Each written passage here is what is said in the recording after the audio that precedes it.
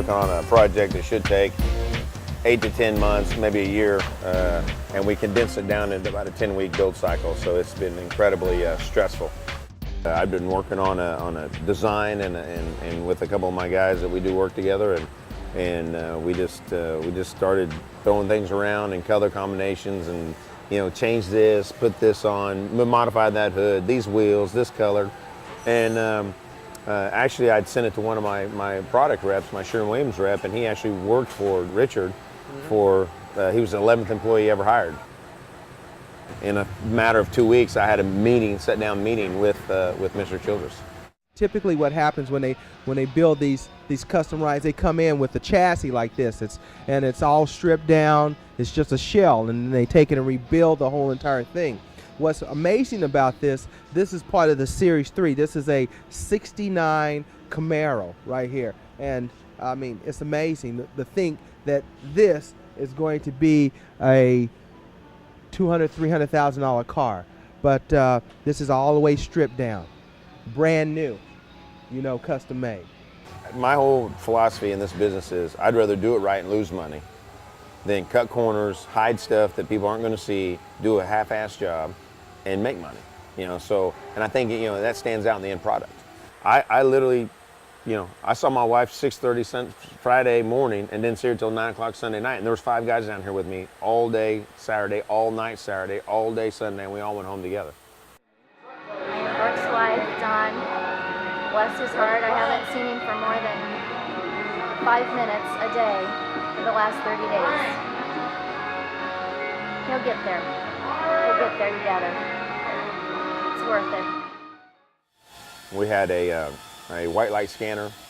We actually had several different means of scanning. When I say scanning, they actually come in and they take a picture of the body with a high-end camera that puts it in a computer file. They scanned a 1969 Camaro. They scanned some of the pieces that I had handmade, and that's a problem. So many builders. I mean, there's wonderful builders out there, and they can build a wonderful car. Some of those Riddler cars, I mean, they take 2 or 3 years to build one car, which is not, I mean, and I know what it takes to build a car. I mean, they're hitting it every day, but, it's a non-repeatable process. Right. They can't replicate. They build one thing by hand, and it's a one-off. So if they want to build that car again, they're going to save some time. But it's going to take 2.5 years to build the second car.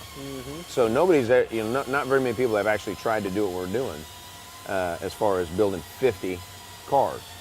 Richard really wanted to make this car special, so they just kept talking about this, and this thing, I mean, I get chills talking about it. They actually took a motor out of one of the museum cars from Dale Earnhardt Sr. They rebuilt it, put like we talked about, softened the piston up and the cams, and made it a little more streetable, but it'll still be around 700 horsepower. But this motor is actually in one of his race cars. Yeah, they got all the paperwork. They track every lap with these cars. So they'll tell you what race he raced it in, how many laps it run. They'll give you the dyno from whenever it was dynoed in race trim. They'll give you the new dyno. And, for the other 49 cars, they're all going to have race motors. They're all going to, it might be Jeff Burton, might be Clint Boyer, and they lease motors to like six other teams. So they're all going to have a historical, they're all going to be race engines. They're switching motor programs next year, going to a whole different block, whole different design of motor. So they've got these motors left over.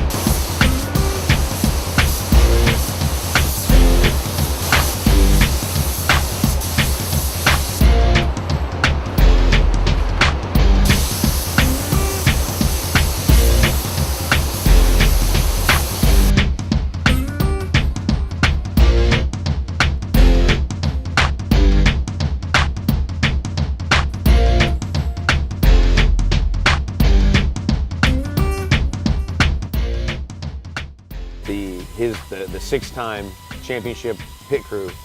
They were termed the Flying Aces. Chocolate Myers and all those guys that you hear about. So they are going to come out. They're going to escort the car up on stage. You know, and talking to the guys at Barrett Jackson, and I mean, this is so much bigger than a '69 Camaro. I mean, it represents every person that sees this car will have an emotion. I mean, it's not one of those cars you walk by and go, it's okay.